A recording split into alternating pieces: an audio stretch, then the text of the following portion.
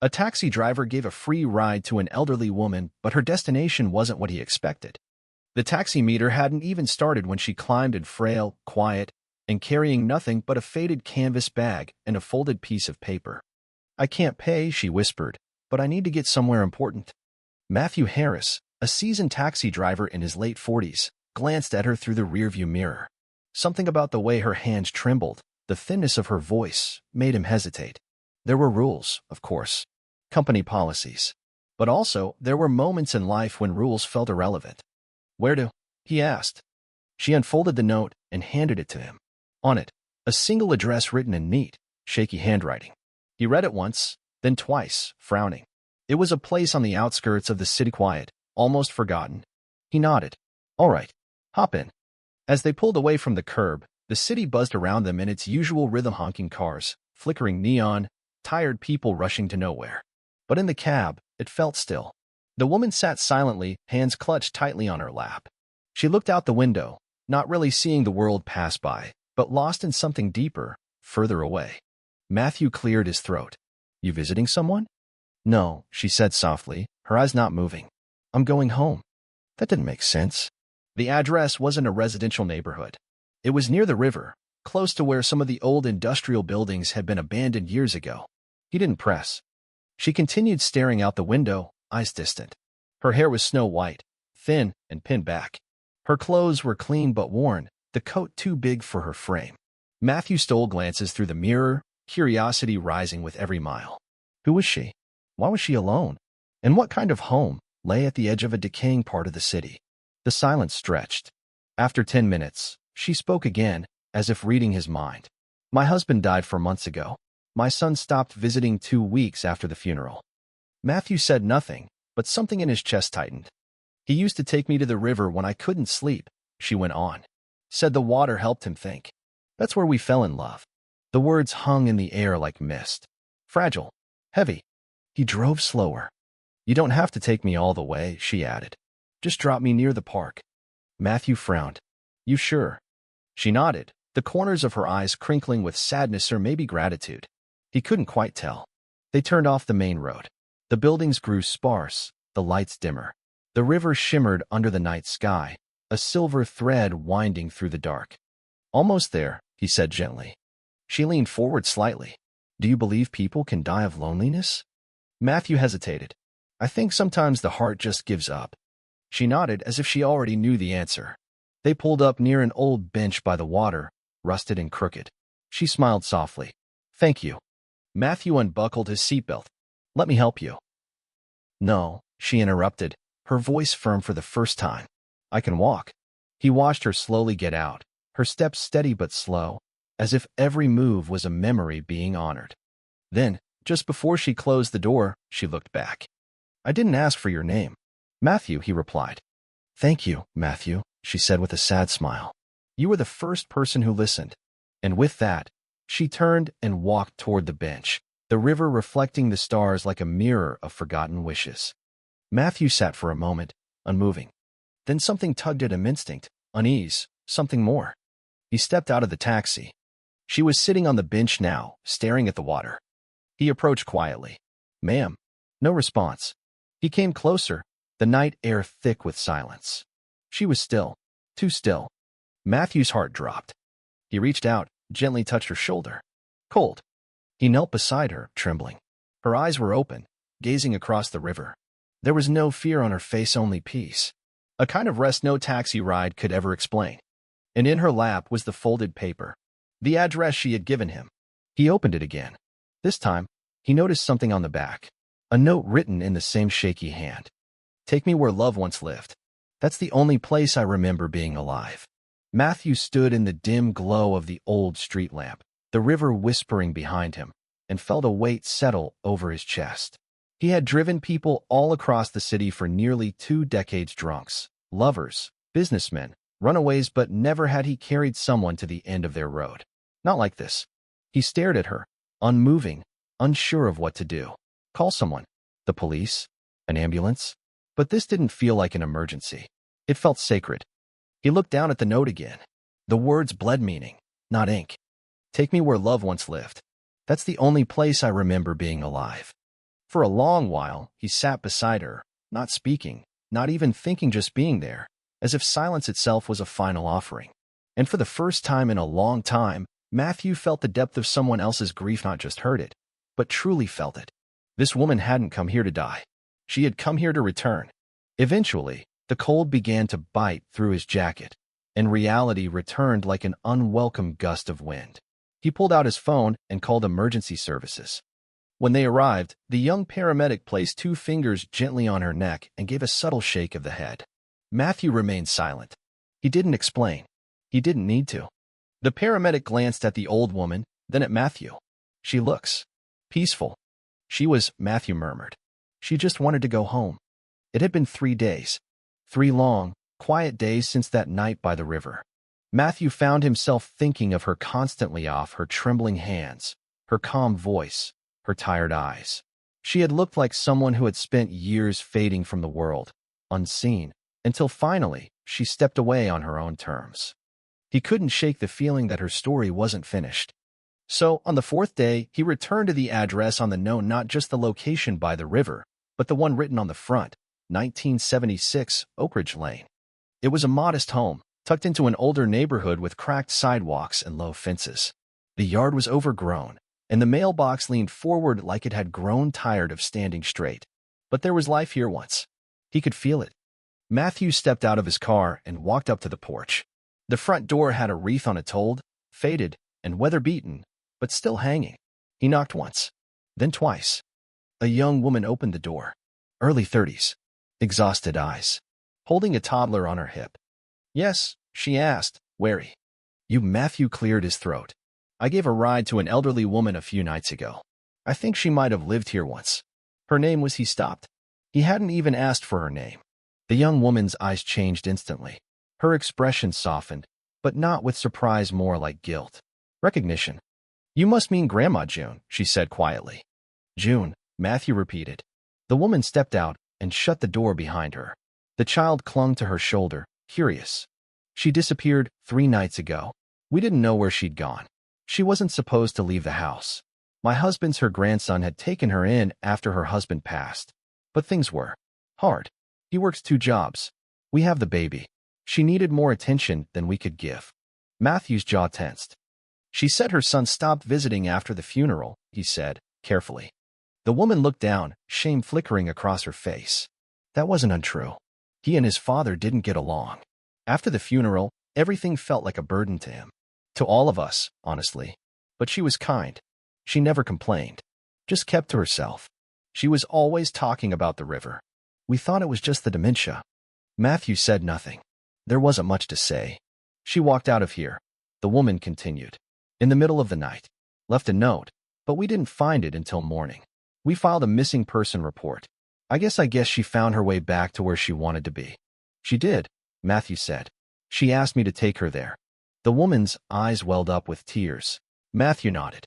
"I didn't do much." "You gave her the last kindness she had," the woman said, voice breaking. "That's everything." Later that evening, Matthew sat in his cab, parked by the same river. The bench was empty now, cleaned. Flowers had been placed there, a small bouquet of white lilies and a laminated photo of a younger June with her husband. They were smiling by the river, a memory captured in color. He stared at the photo. How many people live entire lives that no one remembers?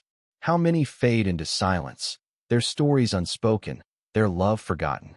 Matthew turned off the engine. In the stillness, he heard the water lapping against the shore.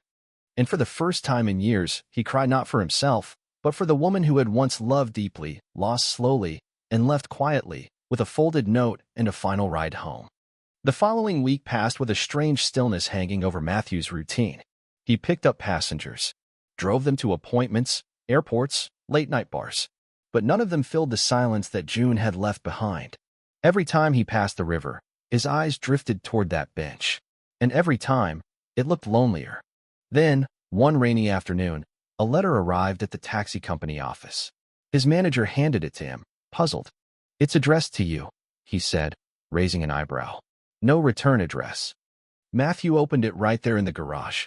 Inside was a neatly folded piece of paper with delicate handwriting. "Dear Matthew, I'm June's neighbor, Ruth. I found your name scribbled on the back of the note she left behind. She told me once about a kind driver who listened. I knew it had to be you. I wanted you to know June didn't just go to die. She went to be remembered. Her grandson attended the small memorial we held at the riverside. He didn't say much, but when he left, he kissed her picture and cried like a child. Somehow, your one simple act cracked something open in that family. Now they visit the bench often. Even the baby brings flowers. Thank you for reminding them, and all of us that love isn't something to throw away when it becomes inconvenient. With gratitude, Ruth B. Matthew folded the letter slowly and placed it in his glove compartment. For a long moment, he didn't move. Then, he turned the key in the ignition, but not to start the cab, just to hear the sound of life. That night, he found himself back at the river again. The bench was no longer empty. A teenage boy sat there, rain jacket pulled up, staring into the water. Matthew parked and stepped out. He approached slowly, not wanting to disturb the moment. But the boy turned before he said anything. You're the taxi driver, the boy said. Matthew stopped. How did you? I saw your picture in Grandma's notebook. She had a little sketch of you. Said you had kind eyes. Matthew sat beside him, stunned. She drew me. The boy nodded. She used to sketch people she trusted. Said she didn't have many left. They sat in silence for a minute. I'm James, the boy said. Her great-grandson. Matthew extended a hand. James shook it, then pulled something from his backpack, a thin notebook with a floral cover. She left this in her drawer. It's full of little stories and drawings. Memories. She never gave it to anyone. I think she didn't want to burden us. Matthew opened the first page. Inside was a pencil sketch of a younger June, laughing. On the opposite page, a short entry. Today the nurse didn't show. I made tea alone. The silence hurt. I wonder if my voice still sounds like me. Page after page, moments of pain, joy, and quiet strength spilled out. She didn't deserve to be forgotten, James said, his voice trembling. No one does, Matthew answered. The boy wiped his eyes. I want to publish this someday. Her notebook. Let people know who she was. You should, Matthew said. She'd be proud of you. James smiled through his tears. She always believed people meant well, even when they didn't show it. Matthew looked back out at the water. Maybe they just forget how. Weeks passed, then months. Life went on, but something in Matthew had changed. He began to notice the elderly more the woman waiting too long for a bus, the man fumbling with change at the counter, the grandfather slowly crossing the street with his groceries. He started offering them free rides when he could. No meter, no questions. And every time he did, he thought of June.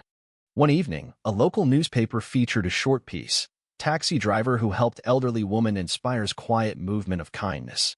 It included a photo of Matthew and James, standing together by the riverside bench, which now had a bronze plaque. In memory of June Adams. She rode to love one last time. Underneath it, flowers continued to appear, sometimes fresh, sometimes plastic, but always there. James' notebook was slowly turning into a manuscript. He shared chapters with Matthew. They worked together in the evenings, editing, discussing, honoring June's words. It became more than just a tribute. It became a mission. One entry struck Matthew deeply. I used to think my story was too small to matter.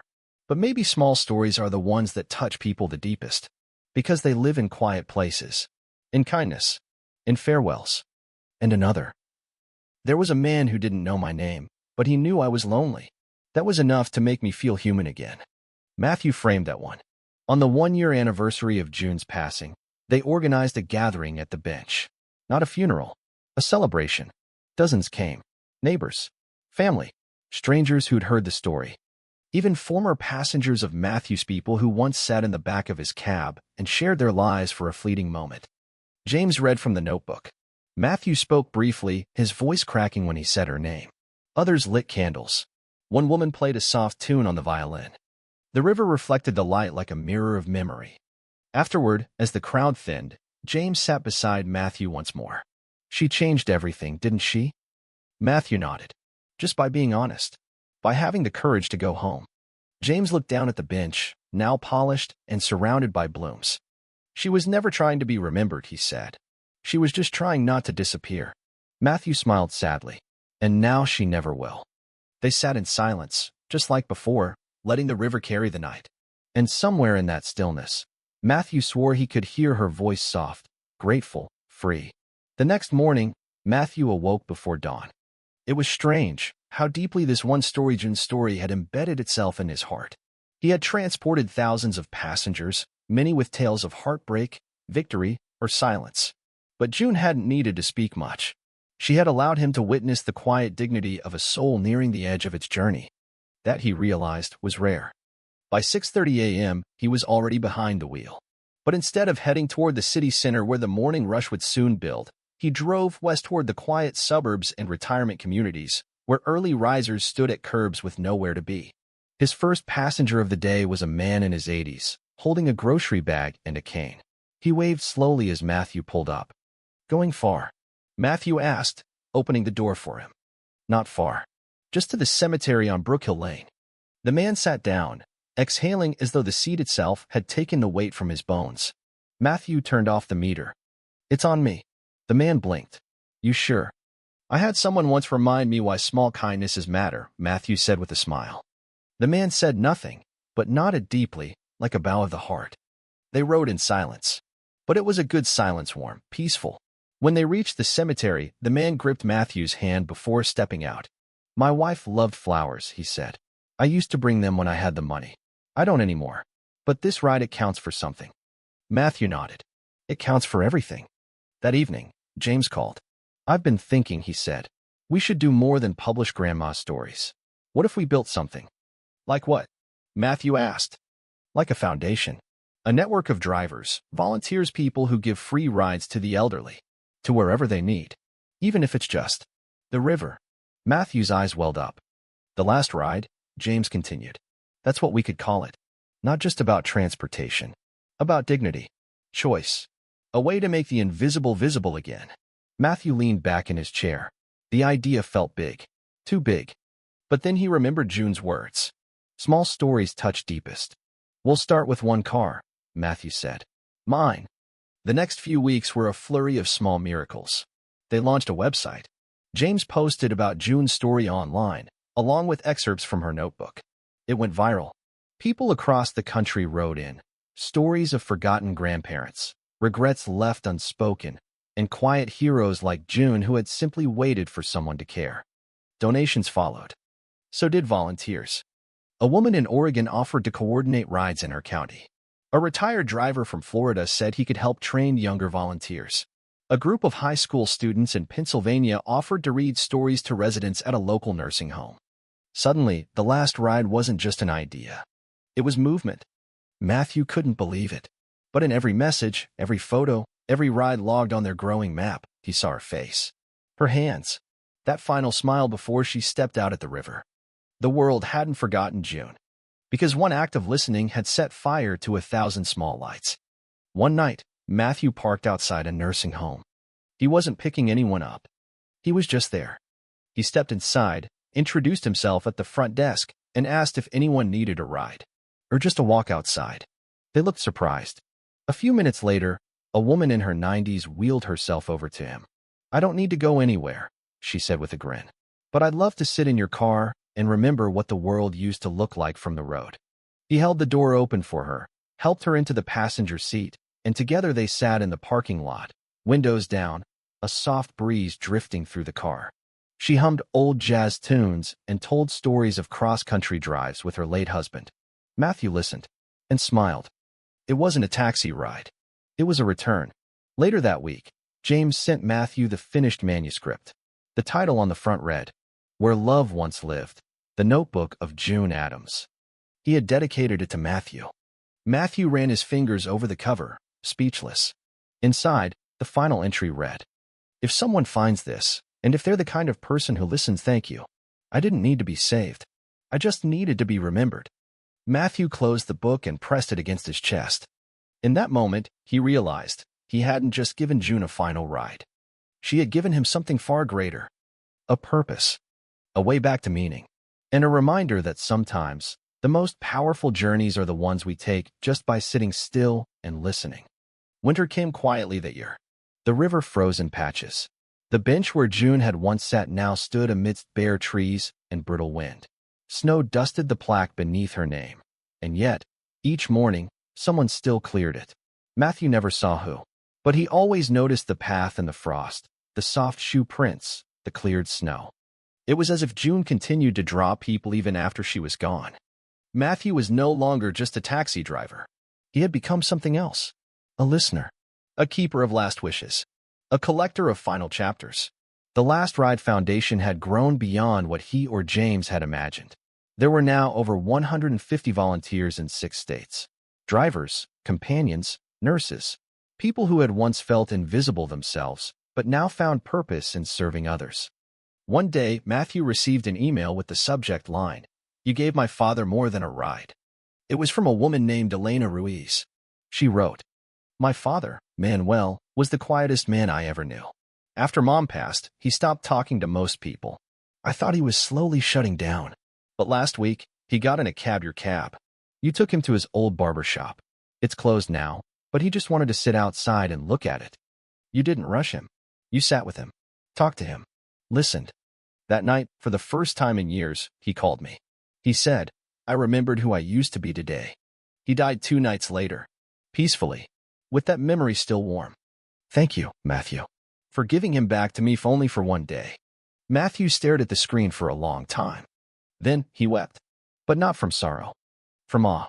James graduated from college that winter, and with his diploma in hand, he asked Matthew to meet him at the river. It was snowing. Gentle flakes fell like confetti from a sky that couldn't decide between grief and grace.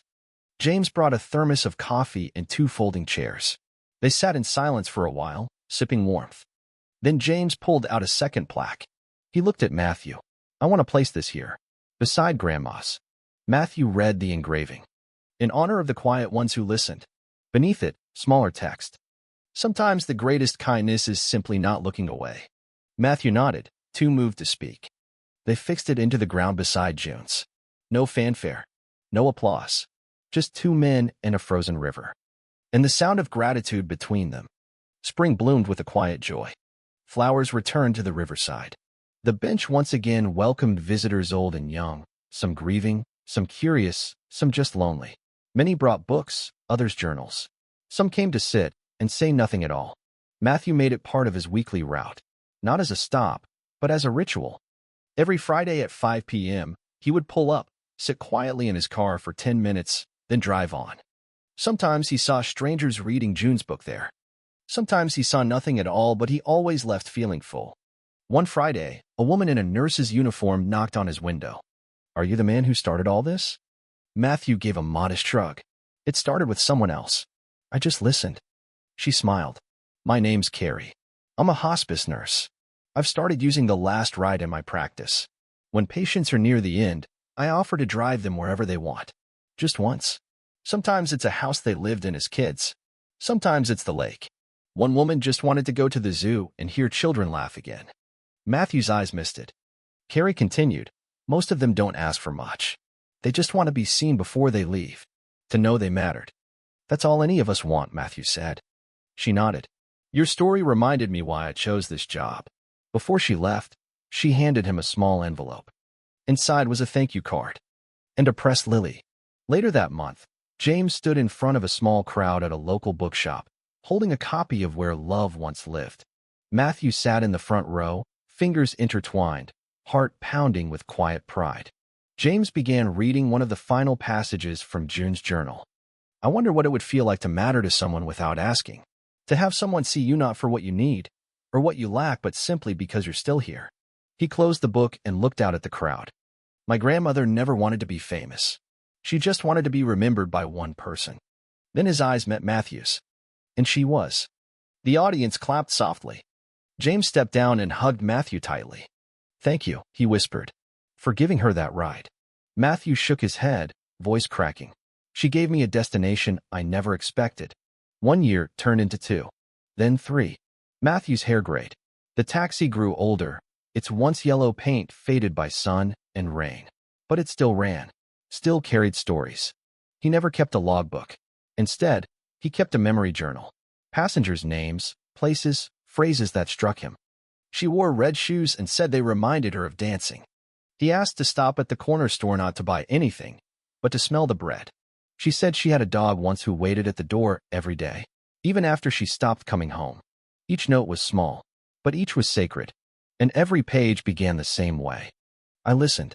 Tong fan nai did do 2002 Teep Theo, Nong Tong So Lin Kawang 6002. Ben Ko Muon Twa Viet Teep 2002 Koi Kung De Hon Ton Trian Kong? Banda NOI. Cho Hua Zim 2002 Teep Theo? ChatGPT de NOI. Dui De La 2002 Koi Kung, Hon Chin Ka Chuyen Theo Dung Ka Truck 4 Hoi, and Voi Jong Van Cam Suck, Kich Tin, Van An Van Kep Lai Han Trin Quan Nuoi Tai Xi Taxi Va Ka Chuyen Day Tin Nuoi Bet Dao 2 Mot Lon Lang Lu Lang Ne. 5 years had passed since June Adams quietly stepped out of Matthew's cab and into the pages of his life. The world had changed. Cities grew taller, people moved faster. But the last ride endured. It was no longer just a charity. It had become a movement, a philosophy, even a curriculum in some nursing programs. People spoke of Matthew moments, brief acts of empathy without expectation. James' book had been translated into 12 languages. But none of that mattered much to Matthew. He still drove. Fewer hours now, and with less urgency. His pace was slower, his body a little stiffer, but his eyes remained just as watchful, especially for those who walked the world unseen. One warm June afternoon, he received a message from an unfamiliar number. It read, "My name is Eleanor. I'm 94. I heard what you do. I'd like to go somewhere before I forget where it is." There was an address attached. Matthew replied within seconds. An hour later, he pulled up in front of a modest senior living center on the outskirts of town. A nurse wheeled Eleanor out to meet him. She had silver curls, a floral scarf, and sharp, curious eyes. "You're him?" she asked. Matthew chuckled. "That's what they say." She smiled. "You don't look like a legend." "I prefer not to," he said. She asked him to take her to the street where her childhood home once stood. "They tore it down years ago," she said as they drove. "Built condos. But I still remember the sound the front door made when you pushed it too hard." He didn't respond. Just listened. "That door was where my mother stood every afternoon. She had a blue apron and humming lips. I used to hate how small that house was. Now I'd give anything to walk through it again." They parked where the home once stood. Eleanor stared in silence. After a while, she said softly, "It still smells like her here." Matthew didn't ask what she meant. He knew it didn't have to make sense to him. Then she turned. "Do you ever think about where you'll go? When your own last ride comes?" Matthew looked out the windshield. For a moment, he was quiet. "I think about going somewhere I once felt useful," he said. "Maybe a park bench. Maybe nowhere. But I don't worry. I figure, when it's time, someone will listen." Eleanor reached out and touched his hand. Her skin was paper thin, but her grip was sure. "You're doing more than listening," she said. "You're helping us remember who we are." They sat there a while longer. And then she said, "Take me back." I think that was enough today. That evening, James called with surprising news. "I'm getting married," he said. Matthew nearly dropped his phone. "She's a teacher. Her name's Lila. She volunteers with us." Started out reading June's story to dementia patients at a memory center. "I'm proud of you," Matthew said. "We want you there, at the wedding," James said. "In fact, I was wondering, would you walk me down the aisle? I never really had a father figure." Matthew sat there, stunned. "I'd be honored," he said, voice thick with emotion. James continued, "We're thinking of holding it at the river. Just us, the bench, and a few chairs." Matthew laughed. "That sounds perfect." The wedding was small but radiant. Lila wore a soft yellow dress and held a bouquet of lilies. James wore a blue suit and nervous hands. There were less than 30 guests, but more love than most cathedrals could hold. They stood beneath the old trees, just feet from June's plaque. Before the vows, James said a few words. "My grandmother taught me that love doesn't need noise. Sometimes, it arrives quietly in a taxi, on a cold night, wrapped in silence and kindness." He turned to Matthew. "And sometimes, love drives us exactly where we need to give and when we don't know it yet." Matthew's heart ached in the best possible way. Later, as the sun dipped low over the river, Matthew sat beside June's bench, alone for a moment. He whispered, "You brought all of this together, June. Without a plan, without a voice. Just by being yourself." The breeze stirred. He swore he could smell tea. Time, as always, moved on. Matthew grew older. His hair thinned, and his knees ached. The taxi finally gave out, and he donated it to a museum that had opened a small exhibit on the last ride. He still volunteered, still listened. But his time on the road was drawing to a close. One summer afternoon, as he sat by the river with a new volunteer named Ava, she asked him, "Do you ever wish you had done something else with your life?" Matthew thought about it. And then, slowly, he shook his head. "No," he said. "I got to carry people home."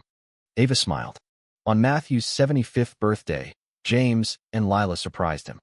They handed him a wrapped box. Inside was a hardcover book. Its title, The Ride That Changed the World, Stories from Those Who Were Heard. It was a collection of true stories gathered from across the country written by passengers, volunteers, caregivers, and drivers. Every chapter began the same way. It started with a quiet man named Matthew who gave a woman a free ride. Matthew opened to the dedication page. "To the one who listened. To the one who saw us. You didn't just drive us somewhere. You brought us back to ourselves." Tears filled his eyes. He had no words. He didn't need any. Years later, long after Matthew was gone, a young driver sat in a taxi outside the same river bench. He had just dropped off an elderly man who wanted to listen to the water. The young driver, curious, walked over to read the two bronze plaques embedded in the earth beside the bench. One was for June Adams, the other for Matthew Harris. Beneath his name, the inscription read, "He drove without destination, but he never missed the stop that mattered most." The driver stood silently for a long time. Then he returned to his car, pulled away from the river, and headed into the city watching, listening, waiting for the next person who needed more than just a ride.